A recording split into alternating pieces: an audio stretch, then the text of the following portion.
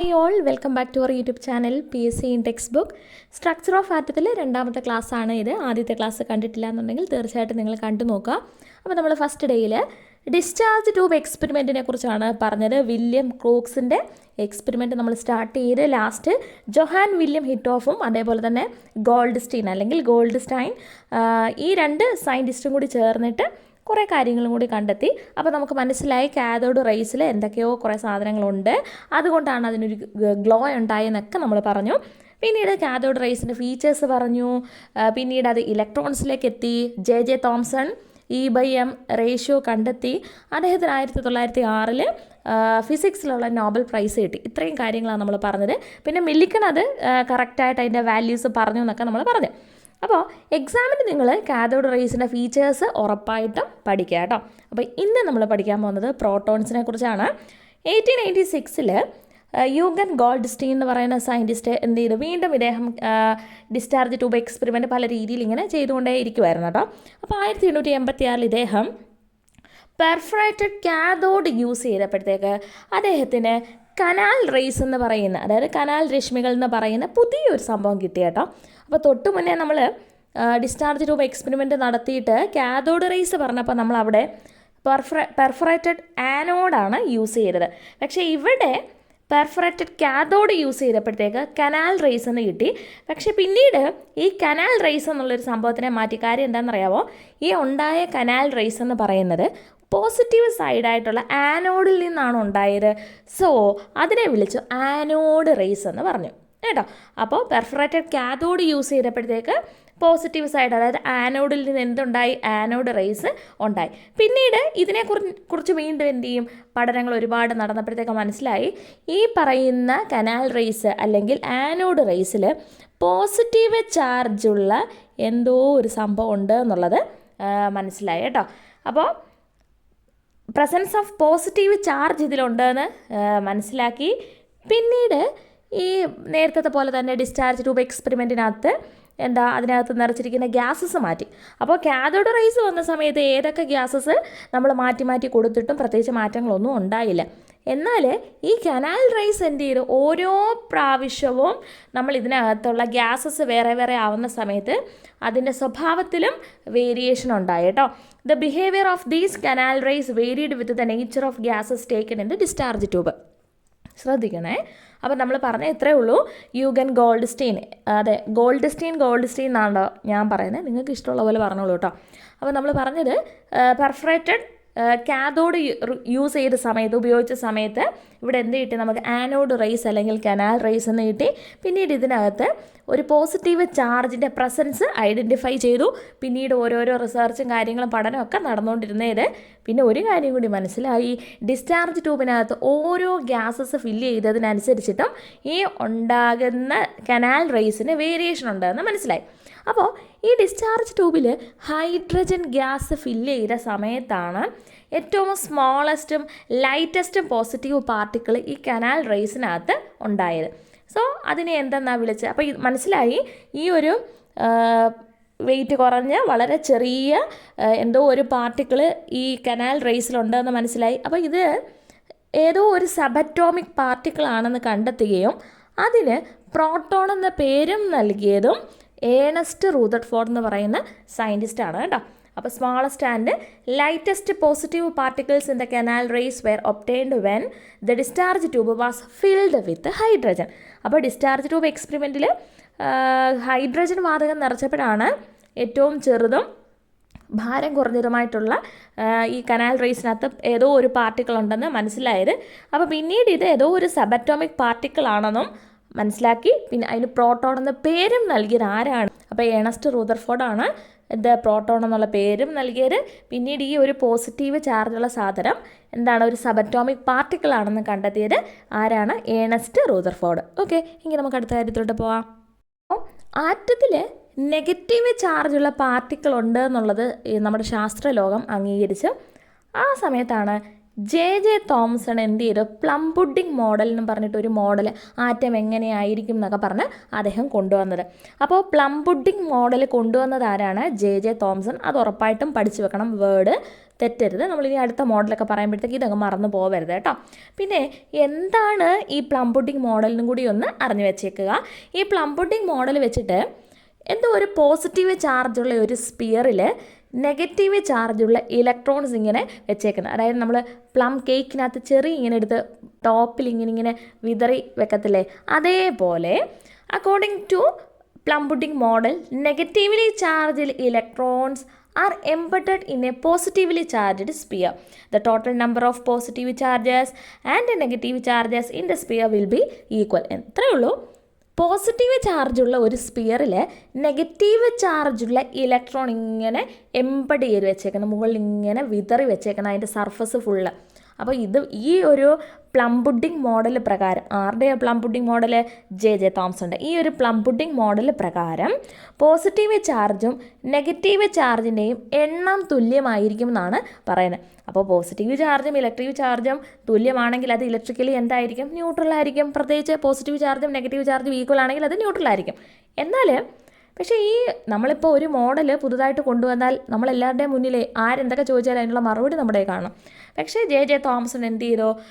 ഈ ഒരു plum pudding model കൊണ്ടുവന്നെങ്കിലും അദ്ദേഹത്തിന് പല കാര്യങ്ങൾക്കും എക്സ്പ്ലനേഷൻ കൊടുക്കാൻ സാധിച്ചില്ല. അതുകൊണ്ട് തന്നെ ഈ ഒരു മോഡൽ റിജക്റ്റ് ചെയ്തു. ഇത് അവിടെ റിജക്റ്റ് ചെയ്തെങ്കിലും നമ്മൾ എന്ത് പഠിക്കണം? ജെ തോംസൻ്റെ ആണ് പ്ലം പുഡിംഗ് മോഡൽ എന്ന് പഠിക്കണം. അതെന്താണെന്നുള്ളതും അറിഞ്ഞിരിക്കണം. എന്താണ്? Negatively charged electrons are embedded in a positively charged sphere. The total number of positive charges and negative charges in the sphere will be equal. So an atom is electrically neutral. ഇതൊന്ന് അറിഞ്ഞു വെച്ചേക്കണം കേട്ടോ. ഇനി അടുത്തത് radio activity എന്ന് പറഞ്ഞൊരു സാധനമുണ്ട് കേട്ടോ. എന്താണ് റേഡിയോ ആക്ടിവിറ്റി എന്നുള്ളതാണ്. ഹെൻറി ബെക്കറൽ എന്ന് പറയുന്ന ഒരു സയൻറ്റിസ്റ്റാണ് 1896 ഇത് കണ്ടെത്തിയത്. അതൊന്നും വേണ്ട, നിങ്ങളിത് അറിഞ്ഞിരുന്നാൽ മതി. ചില എലമെൻറ്റ്സ്, അതായത് യുറേനിയം, തോറിയം പോലെയുള്ള യുറേനിയം, തോറിയം ഇങ്ങനെയുള്ള കുറേ എലമെൻറ്റ്സ് എന്ത് ചെയ്യും എന്നറിയാമോ? അതിൽ ചില റേഡിയേഷൻസ് പുറപ്പെടുവിക്കും. ആ ഒരു പ്രോസസ്സിനെയാണ് റേഡിയോ ആക്ടിവിറ്റി എന്ന് പറയുന്നത്. Radio activity is A phenomenon in which certain elements like uranium and thorium emit radiations on their own. അപ്പോൾ ഇത് കണ്ടെത്തിയത് ആരാണ്? ഹെൻറി ബെക്കറലാണ്. അപ്പോൾ ഈ യുറേനിയം, തോറിയൊക്കെ ചില റേഡിയേഷൻസ് പുറപ്പെടുമെന്ന് പറഞ്ഞില്ലേ, അത് ഏതൊക്കെ ടൈപ്പ് റേഡിയേഷൻസ് ആണെന്ന് അറിയാമോ? ആൽഫ റേസ് ഉണ്ട്, ബീറ്റ റേസ് ഉണ്ട്, ഗാമ റേസ് ഉണ്ട്. ഇതിനകത്ത് ആൽഫ റേസിനെ നിങ്ങളൊന്ന് നോക്കി വെച്ചേക്കണം. കാര്യം അടുത്ത എക്സ്പെരിമെൻറ്റിൽ ഇയാളുണ്ട് കേട്ടോ. ആൽഫ റേസ് എന്ന് പറയുമ്പോഴത്തേക്ക് പോസിറ്റീവ് ചാർജും മാസുമുള്ള റേസാണ് ആൽഫ റേസ്. എന്നാൽ ബീറ്റ റേസ് എന്ന് പറയുന്നത് നെഗറ്റീവ് ചാർജാണ്. ഗാമ റേസിന് ചാർജ് ഇല്ല, മാസം ഇല്ല കേട്ടോ. അപ്പോൾ റേഡിയോ ആക്ടിവിറ്റിയുടെ ഫലമായിട്ടുണ്ടാകുന്ന റേസ്, കിരണങ്ങൾ ഏതൊക്കെയാണ്? Alpha rays, beta rays, gamma rays. ആൽഫയ്ക്ക് പോസിറ്റീവ് ചാർജുണ്ട്, അതേപോലെ തന്നെ മാസമുണ്ട്. ബീറ്റയ്ക്ക് നെഗറ്റീവ് ചാർജാണ്, ഗാമയ്ക്ക് ചാർജും ഇല്ല, മാസവും ഇല്ല. ഓക്കെ, അപ്പോൾ ഇതിനകത്ത് നമ്മൾ ഈ പറഞ്ഞ ആൽഫ റേസ് വെച്ചിട്ട് നമ്മുടെ ഏണസ്റ്റ് റൂദർഫോർഡ് എന്ന് പറയുന്ന സയൻറ്റിസ്റ്റ് വേറെ കുറേ സയൻറ്റിസ്റ്റിൻ്റെയൊക്കെ ഹെൽപ്പോട് കൂടിയിട്ട്, ഹാൻസ് ഗീഗറിൻ്റെയും ഏണസ്റ്റ് മാസ്ഡൻ, അപ്പോൾ ഈ പേരുകളൊക്കെ എന്തായാലും ഏണസ്റ്റ് റൂദർഫോർഡിനെ നിങ്ങൾ മറക്കാൻ പാടില്ല. ഹാൻസ് ഗീഗറും ഉണ്ട് അതിൻ്റെ കൂട്ടത്തിൽ, ഏണസ്റ്റ് മാസ്ഡണും ഉണ്ട് കേട്ടോ. അപ്പോൾ ഇവരുടെയൊക്കെ സഹായത്തോട് കൂടിയിട്ട് എക്സ്പെരിമെൻ്റ് നടത്തി. അപ്പോൾ ഇതെന്നാ എക്സ്പെരിമെൻ്റ് എന്നുള്ളത് നിങ്ങളൊന്ന് അറിഞ്ഞിരിക്കണം. ഇദ്ദേഹം ചെയ്ത എന്താണെന്നറിയാമോ? വളരെ കനം കുറഞ്ഞ, വളരെ നേർത്ത ഒരു ഗോൾഡ് ഫോയിൽ, ഒരു സ്വർണ്ണ തകിടെടുത്തിട്ട് അതിലെന്ത് ചെയ്യണമെന്നറിയാമോ? ഈ പറയുന്ന നമ്മളിപ്പം പറഞ്ഞല്ലോ ആൽഫ റേസിൻ്റെ കാര്യം പറഞ്ഞല്ലോ, ഈ ആൽഫ പാർട്ടിക്കിൾസിനെ ഈ ഒരു ഗോൾഡ് ഫോയിലുമായിട്ട് ബൊമ്പാർഡ് ചെയ്തു. എന്നിട്ട് അദ്ദേഹം എക്സ്പെരിമെൻറ്റ് ചെയ്തതിൽ നിന്ന് കുറേ കാര്യങ്ങൾ അദ്ദേഹം കണ്ടെത്തി. ഈ ആൽഫ റേസിന് എന്തൊക്കെ മാറ്റങ്ങളാണ് വന്നത്, അതെന്തുകൊണ്ടായിരിക്കാം വന്നതെന്നൊക്കെ പറഞ്ഞിട്ടാണ് പുതിയ ആളെ കണ്ടെത്തുന്നതും പിന്നീട് അതിന് പുറകിൽ വീണ്ടും വീണ്ടും വീണ്ടും ഇങ്ങനെ ഓരോ കണ്ടെത്തലുകളായിട്ട് വന്നതും. അപ്പോൾ നമുക്കത് നോക്കാം. Rutherford bombarded a very thin gold foil with the alpha rays which originated from radioactive substance and tried to find out the deflections that occurred in their path. ഈ ആൽഫ പാർട്ടിക്കിൾസിനെ ഒരു തിൻ ഗോൾഡ് ഫോയിലായിട്ട് ബൊമ്പാർഡ് ചെയ്തു. പിന്നീട് ഈ alpha പാർട്ടിക്കിൾസിന് എന്തൊക്കെ മാറ്റങ്ങൾ, എന്തൊക്കെ deflections വന്നു എന്നുള്ളത് നോക്കി. The alpha particles which passed through the gold foil were made to strike on the photographic film arranged around it. നോക്കിക്കേ ഡയഗ്രം നോക്കണം മക്കളെ. ഇതിനകത്ത് ആൽഫ റേസ് നേരെ ഇങ്ങനെ ഒരു ടോർച്ചിൻ്റെ പോലെ വന്നിട്ട് ഇങ്ങനെ ഒരു റേസ് ഇങ്ങനെ പോകുന്ന കാണിച്ചിട്ടുണ്ട്. ഒരു സ്ക്വയർ ഷേപ്പിൽ ഒരു ഗോൾഡ് ഫോയിൽ കാണിച്ചിട്ടുണ്ട്. അപ്പോൾ ഇത് ഈ ആൽഫ റേസിനെ ഗോൾഡ് ഫോയിൽ ബൊമ്പാർഡ് ചെയ്തിട്ട് പിന്നീട് ഈ ബൊമ്പാർഡ് ചെയ്തതിന് ശേഷമുള്ള ആൽഫ റേസിനെ എന്താ ഒരു ഫോട്ടോഗ്രാഫിക് ഫിലിമിൽ സ്ട്രൈക്ക് ചെയ്യത്തക്ക രീതിയിൽ ഈ ഗോൾഡ് ഫോയിലിന് ചുറ്റുമായിട്ട് അറേഞ്ച് ചെയ്തിട്ടുണ്ട്. അപ്പോൾ അറേഞ്ച്മെൻറ്റ് ജസ്റ്റ് ഒന്ന് മനസ്സിലാക്കുക കേട്ടോ. ഇനിയും ഈ ഗോൾഡ് ഫോയിൽ എക്സ്പെരിമെൻറ്റിൻ്റെ ഫലമായിട്ടുള്ള ഒബ്സർവേഷൻസ് എന്തൊക്കെയാണെന്നുള്ളതാണ് കാര്യം. നമ്മൾ ഓരോ എക്സ്പെരിമെൻ്റ് നടത്തുമ്പോഴും നമ്മൾ ഒബ്സർവ് ചെയ്യും. നമ്മുടെ ഒബ്സർവേഷനിൽ നിന്നാണ് നമ്മൾ ഓരോ അനലൈസ് ചെയ്തിട്ട് ഓരോരോ കാര്യങ്ങൾ കണ്ടെത്തുന്നത്. അപ്പോൾ ഈ ഗോൾഡ് ഫോയിലിൽ വരുന്ന alpha particles, most of the alpha particles passed through the gold foil അൺഡിഫ്ലക്റ്റഡ്.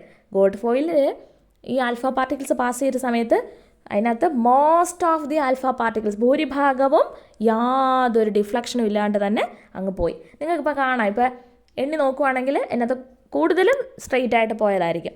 എന്നാൽ some of the alpha particles deflected by small angle from the straight line when they hit the gold foil. അതായത് അതിനകത്ത് വളരെ കുറച്ച് മാത്രം എന്ത് ചെയ്ത് ഈ gold ഫോയിലിൽ തട്ടിയിട്ട് ചെറിയ ഒരു ആംഗിൾ ഡിഫറൻസിൽ എന്ത് ചെയ്തു, ഡിഫ്ലക്റ്റ് ചെയ്ത് പോയി. അതായത് സ്ട്രെയിറ്റ് അല്ല, കുറച്ച് ആംഗിൾ വ്യത്യാസം വന്ന് ചരിഞ്ഞു പോയിട്ടുണ്ട്. A very few alpha particles bounced back. വളരെ കുറച്ച്, വെരി ഫ്യൂ, വളരെ കുറച്ച് ആൽഫ പാർട്ടിക്കിൾസ് എന്ത് ചെയ്തു, തിരിച്ച് ബൗൺസ് ചെയ്ത് വന്നു. അപ്പോൾ ഇത്രയുമാണ് അദ്ദേഹത്തിന് കിട്ടിയ ഒബ്സർവേഷൻസ്. അപ്പോൾ ഇതിൽ നിന്ന് എന്തൊക്കെ കാര്യങ്ങളായിരിക്കാം? ഒന്ന്, ആൽഫ പാർട്ടിക്കിൾസ് ഒരു ഡിഫ്ലക്ഷനും ഇല്ലാതെ തന്നെ കടന്നു പോയത്. അപ്പോൾ എന്തുകൊണ്ടായിരിക്കാം? ഒന്ന്, ആറ്റത്തിൽ മോസ്റ്റ് ഓഫ് ദ സ്പേസും എന്തായിരിക്കാം, വേക്കൻ്റ് ആയിരിക്കാം, ശൂന്യമായിരിക്കാം, ഒന്നും കാണത്തില്ല. അതുകൊണ്ടായിരിക്കും യാതൊരു ഡിഫ്ലക്ഷനും ഇല്ലാണ്ട് ഇതങ്ങ് നേരെ പോയത്. പിന്നെ നമുക്ക് മനസ്സിലായി കുറച്ച് എന്ത് ചെയ്ത് ഒരു ചെറിയ ഡിഫ്ലക്ഷനോട് കൂടിയിട്ട് പോയി. അപ്പോൾ ഈ പോസിറ്റീവ് ചാർജുള്ള ആൽഫ പാർട്ടിക്കിൾ ചെറിയ രീതിയിലൊക്കെ ഡിഫ്ലക്റ്റ് ചെയ്യണമെങ്കിൽ അത് പോസിറ്റീവ് ചാർജുള്ള ഏതെങ്കിലും ഒരു ഭാഗത്തൂടെ കടന്നു പോയതുകൊണ്ടായിരിക്കാമല്ലോ. നമുക്കറിയാം പോസിറ്റീവാണ് എന്ത് ചെയ്യുന്നത്, റിപ്പൽ ചെയ്യുന്നത്. അപ്പോൾ നമുക്ക് ആൽഫ പാർട്ടിക്കിളിന് പോസിറ്റീവ് ചാർജ് എന്നറിയാം. ഈ ആൽഫ പാർട്ടിക്കിൾസ് പോകുന്ന സമയത്ത് ചെറിയ ഒരു ഡിഫ്ലക്ഷൻ വരണമെങ്കിൽ എന്താവാം, ആറ്റത്തിൽ പോസിറ്റീവ് ചാർജുള്ളൊരു പോർഷൻ കാണും. അതിനടുത്തുകൂടെ പോയപ്പോഴായിരിക്കാം ഒരു ഡിഫ്ലക്ഷൻ വന്നത്. ഇനിയും വളരെ കുറച്ച് പേര് തിരിച്ചു വന്നല്ലോ, അതെന്തുകൊണ്ടായിരിക്കാം? അത്രയും ഇതായിട്ട് തിരിച്ചു വരണമെങ്കിൽ അപ്പോൾ ആറ്റത്തിൽ ഗോൾഡ് ഫോയിലിലൂടെ കടത്തി വിടുമ്പോഴത്തേക്ക് എന്ത് ചെയ്യും, എല്ലാ സാധനവും ആറ്റങ്ങൾ കൊണ്ടാണല്ലോ ഉണ്ടാക്കിയത്. അപ്പോൾ ഈ ആറ്റത്തിൻ്റെ പോസിറ്റീവ് ചാർജ് എല്ലാം അതിൻ്റെ സെൻറ്ററിൽ എവിടെയോ ഉണ്ട്. പക്ഷേ ആറ്റത്തിന് വലിപ്പമായിട്ട് നോക്കുമ്പോൾ ആ ഒരു പോസിറ്റീവ് ചാർജ് ഇരിക്കുന്ന ഭാഗം വളരെ ചെറുതാണ്. അപ്പോൾ ഇതിൽ കൂടി അല്ലെങ്കിൽ ഈ പറഞ്ഞ സ്പേസിൽ വന്ന് തട്ടിയത് കൊണ്ടാവാം എന്ത് ചെയ്തത്, ഒരു 180 ഡിഗ്രിയിൽ അത് തിരിച്ച് ബൗൺസ് ചെയ്ത് വന്നത്. ഓക്കെ, അപ്പോൾ നമുക്കതൊന്ന് നോക്കിയാലോ. ടെക്സ്റ്റിൽ കൊടുത്തിട്ടുള്ളത്, majority of the alpha particles passed through the foil and deflected since most part of the atom was empty. അപ്പോൾ ഒരു കാര്യം ശ്രദ്ധിക്കണേ, നമ്മൾ ഇതുവരെ പറഞ്ഞതിനകത്ത് നിങ്ങൾ എക്സാം ഓറിയൻറ്റഡ് ആയിട്ട് കാഥോഡ് റേസിൻ്റെ ഫീച്ചേഴ്സ് പഠിക്കണം. പിന്നെ ജെ തോംസൺ ആണ് E/M റേഷ്യോ കണ്ടെത്തിയത്, ഇലക്ട്രോൺ കണ്ടെത്തിയെന്നൊക്കെ പഠിച്ചേക്കണം. പിന്നീട് ഏണസ്റ്റ് റൂദർഫോർഡിൻ്റെ ഗോൾഡ് ഫോയിൽ എക്സ്പെരിമെൻറ്റിൻ്റെ ഒബ്സർവേഷൻസ്, അതിൽ നിന്ന് എന്തൊക്കെയാണ് കൺക്ലൂഷനിലോട്ട് എത്തിയത് എന്നുള്ള കാര്യങ്ങൾ ഈ പോയിൻ്റൊക്കെ പഠിച്ചേക്കണം കേട്ടോ. ഓക്കെ, നിങ്ങൾക്കറിയാം ടെക്സ്റ്റ് നല്ല വൈഡാണ്, ഒരുപാട് പഠിക്കാനുണ്ട്. ഈ ക്ലാസ്സൊക്കെ ഇന്ന് ഞാനിട്ടെന്ന് പറഞ്ഞ് ഇന്ന് കാണുമെന്ന് ഒരു പ്രതീക്ഷയില്ല. എക്സാമിൻ്റെ തലേന്നായിരിക്കും കാണുന്നത്. അന്ന് എത്രത്തോളം ക്ലാസ്സസ് നിങ്ങൾക്ക് കണ്ട് തീർക്കാൻ പറ്റുമെന്ന് എനിക്കറിയില്ല. ഓർത്തോ, ഇപ്പോഴേ കുറേശ്ശെയൊക്കെ വായിച്ച് വെക്കുന്നതാണ് നല്ലത്. നമ്മളിങ്ങനെ എല്ലാം ഇങ്ങനെ എക്സാം ഓറിയൻറ്റഡ് എന്നൊക്കെ പറഞ്ഞ് പഠിച്ച് എക്സാമിന് എഴുതും. 20ൽ 10 മാർക്ക്, 15 മാർക്ക്, ചിലപ്പോൾ 20, 19, 18 കിട്ടും. എക്സാം കഴിയും, പേപ്പർ കിട്ടും, അടിയും തല്ലും ഒക്കെ കഴിയും. അത് കഴിയുമ്പോഴത്തേക്ക് മറക്കും. അങ്ങനെ പോയി കഴിഞ്ഞ് കഴിഞ്ഞാൽ നമ്മുടെ കപ്പാസിറ്റി തന്നെയാണ് കുറയുന്നത്. അപ്പോൾ അടുത്ത പ്രാവശ്യം ടെക്സ്റ്റ് മാറുവാണെങ്കിൽ ഇതിനെയും മുട്ടം പണിയായിരിക്കും കിട്ടുന്നത്. അപ്പോൾ അത്യാവശ്യം നിങ്ങൾ മുഴുവനും കുറേയൊക്കെ പഠിക്കാൻ ശ്രമിക്കുക കേട്ടോ. നിങ്ങളെ കൊണ്ട് പറ്റുന്നത് പോലെയൊക്കെ മതി, പറ്റാതിരിക്കാൻ എന്തുവാ അല്ലേ, നിങ്ങളെ കൊണ്ട് പറ്റും ഉറപ്പായിട്ടും. അപ്പോൾ അതിന് വേണ്ടിയിട്ട് ശ്രമിക്കണം കേട്ടോ. അപ്പോൾ അടുത്തത് some of the alpha particles got deflected by a small angle due to the repulsion caused when they passed by the positively charged region inside the atom. അപ്പോൾ കുറച്ച് ആൽഫ പാർട്ടിക്കിൾസിന് ഒരു ചെറിയ ആംഗിൾ ഡിഫ്ലക്ഷൻ ഉണ്ടാവാൻ കാരണം എന്തായിരിക്കാം? ചിലപ്പോൾ ഇത് ആറ്റത്തിനുള്ളിലെ പോസിറ്റീവ് ചാർജിൽ കൂടെ ഏതോ ഒരു ചെറിയ റീജിയണിൽ ഒരു പോസിറ്റീവ് ചാർജ് ഉണ്ട്, അതിൽ കൂടി pass ചെയ്തതുകൊണ്ടായിരിക്കാം. The entire positive charge of an atom is concentrated in a very small volume at the center of the atom. This center is extremely small when compared to the size of the atom. The alpha particles which bounced back were those that were directed to this center. He called this center nucleus. നമ്മൾ പറഞ്ഞായിരുന്നു ആറ്റത്തിൻ്റെ മുഴുവൻ positive ചാർജും ആറ്റത്തിൻ്റെ centre പോർഷനിൽ എവിടെയോ ഒരു ചെറിയ വോളിയത്തിലാണ് concentrate ചെയ്തിട്ടുള്ളത്.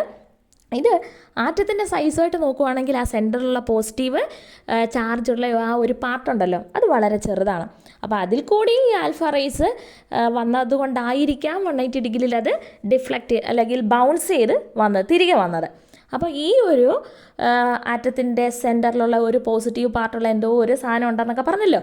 അപ്പോൾ ഈ ഒരു സെൻറ്ററിനെ ഏണസ്റ്റ് റൂദർഫോർഡ് എന്തെന്നാണ് വിളിച്ചത്? ന്യൂക്ലിയസ് എന്നാണ് വിളിച്ചത്. അപ്പോൾ ഇതിൽ നിന്നും ഏണസ്റ്റ് റൂദർഫോർഡ്, ഇപ്പോൾ നമ്മൾ ജെ തോംസൻ്റെ പ്ലം പുഡിംഗ് മോഡൽ കണ്ടല്ലോ, അത് റിജക്റ്റ് ചെയ്തു എന്നും കണ്ടല്ലോ. അടുത്തത് ജെ തോംസൻ്റെ പ്ലാനറ്ററി മോഡൽ ഓഫ് ആൻ ആറ്റമാണ് പറയുന്നത്, സൗരയൂഥ മാതൃക കേട്ടോ. സൗരയൂഥ മാതൃക നമ്മുടെ സോളാർ സിസ്റ്റത്തിൻ്റെ പ്രത്യേകത എന്താ? സെൻറ്ററിൽ ആരുണ്ട്? സൂര്യനുണ്ട്. സൂര്യന് ചുറ്റും പ്ലാനറ്റ്സ് എന്ത് ചെയ്തുകൊണ്ടിരിക്കുക? റിവോൾവ് ചെയ്തുകൊണ്ടിരിക്കുക. അപ്പോൾ അത്തരത്തിൽ ഏണസ്റ്റ് റൂദർഫോർഡിൻ്റെ പ്ലാനറ്ററി മോഡൽ ഓഫ് ആൻ ആറ്റമാണ് നമ്മൾ പഠിക്കാൻ പോകുന്നത്. അപ്പോൾ ഇന്നിപ്പോൾ നമ്മൾ 2 മോഡൽ പറഞ്ഞു. എന്താ? ജെ തോംസൻ്റെ പ്ലം പുഡിംഗ് മോഡൽ. ഇപ്പോൾ നമ്മൾ പറയുന്നത് ഏണസ്റ്റ് റൂദർഫോർഡിൻ്റെ planetary model of an atom. Okay, അപ്പോൾ ഇത് വെച്ചിട്ട് atom has a centre called nucleus. ആറ്റത്തിന് എന്തുണ്ട്? ഒരു കേന്ദ്രഭാഗമുണ്ട്. അതിനെ എന്തെന്നാണ് വിളിക്കുന്നത്? ന്യൂക്ലിയസ്. ഇനിയും the size of the nucleus is extremely small when compared to the size of the atom. ആറ്റത്തിൻ്റെ സൈസുമായിട്ട് നോക്കുമ്പോഴത്തേക്ക് ഈ സെൻട്രൽ പോർഷൻ്റെ സൈസ് വളരെ കുറവാണ്.